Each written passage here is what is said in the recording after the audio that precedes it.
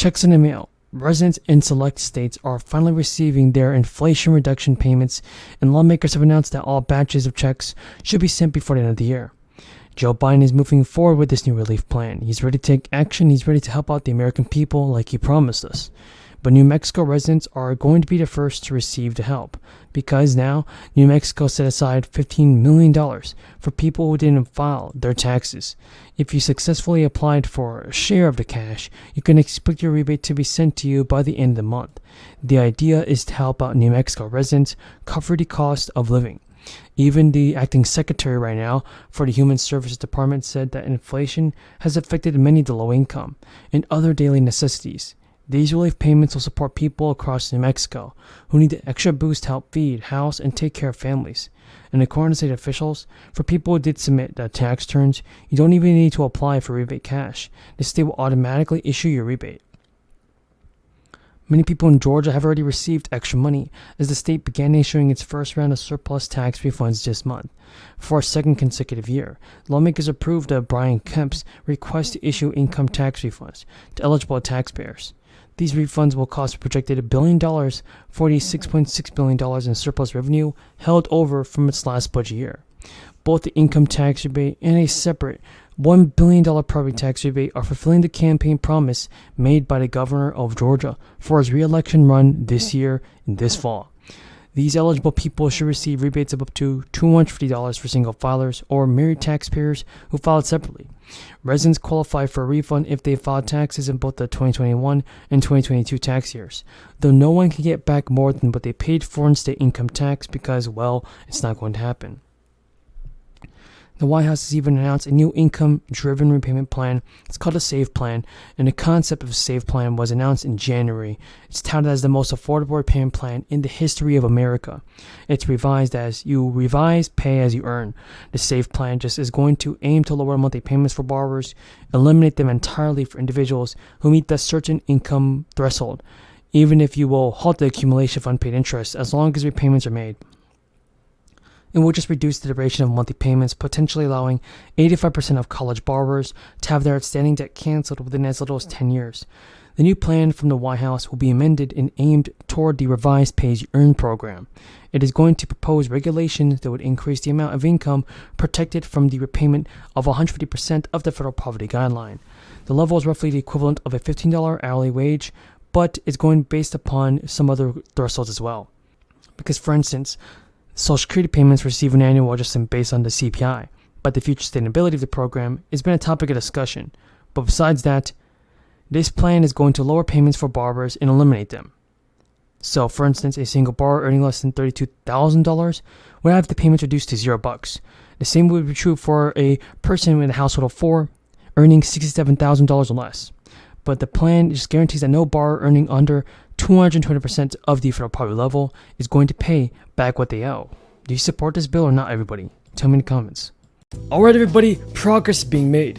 Democrats and Republicans are finally coming to an agreement on President Biden's new infrastructure package. And this is great news, everybody. But the big question is, will President Biden's new plan provide more financial help to millions of Americans across the country? Everybody, if you support President Biden and his work on a fourth stimulus check, then let's get this video to 1,000 likes.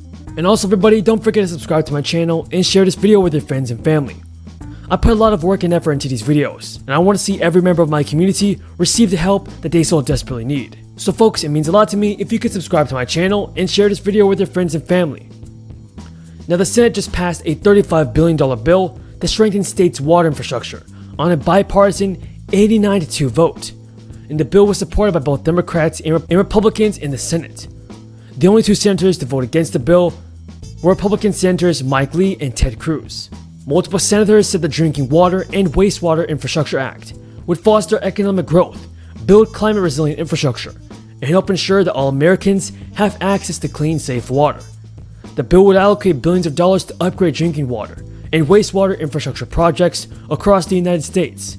This is awesome news, everybody, for the millions of Americans that do not have consistent access to clean drinking water. Republican Senator Shelley Moore told NBC, passing this bill in a bipartisan way, like we did today, shows the American people that their elected officials in Congress can work collaboratively together on infrastructure. So yeah, guys, the passing of this bill does mean that Democrats and Republicans could work together and pass a fourth stimulus bill with a fourth stimulus check and a $200 increase in your Social Security benefits. But everybody, there's still a lot of work that must be done. This past Sunday, several Republican lawmakers made it clear that they were not satisfied with President Biden's proposed $2.3 trillion infrastructure bill, as members of the Biden administration advocated for the measure as a necessary investment. Multiple GOP lawmakers remain skeptical of the infrastructure's bill provisions. Now guys, Republican Senator Bill Cassidy criticized the proposed bill as being spread too widely across the country to be effective. Bill Cassidy is a GOP lawmaker currently leading efforts to reach a compromise with Democrats. The senator said, "If you want to fix roads and bridges, come where Republicans already are. If you're talking about spending hundreds of billions of dollars on public sector unions, we're far apart." According to CNBC, government officials said that this is an important move for the entire country, and the billions of investments are worth it. Biden said he would pay for this by increasing tax on wealthy Americans. But do you guys think that this is a good idea? Let me know in the comments below. According to the White House, the tax increases contained in the two economic recovery packages would fully pay for the investments over the next 15 years. But Biden has promised throughout his campaign that he would limit any tax hikes to people with incomes above $400,000.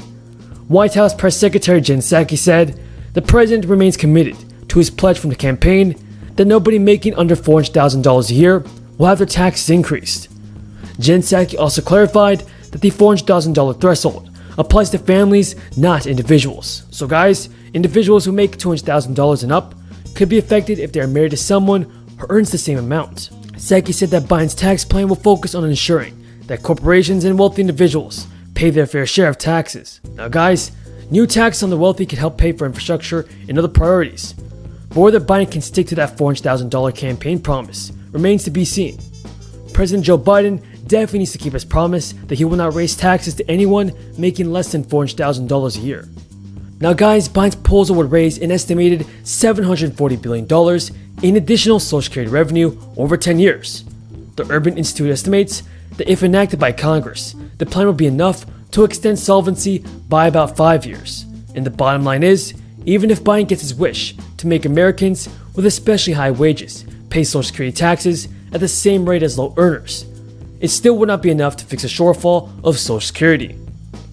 Now, Biden has not discussed any sweeping changes to Social Security, but his campaign platform includes the following proposals that can modestly increase benefits for some recipients.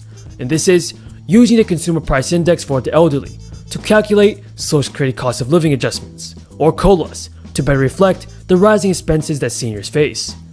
A minimum benefit of 125% of the federal poverty level for people who work 30 years. Gradually increasing benefits by 5% for those who have received Social Security for 20 years or more.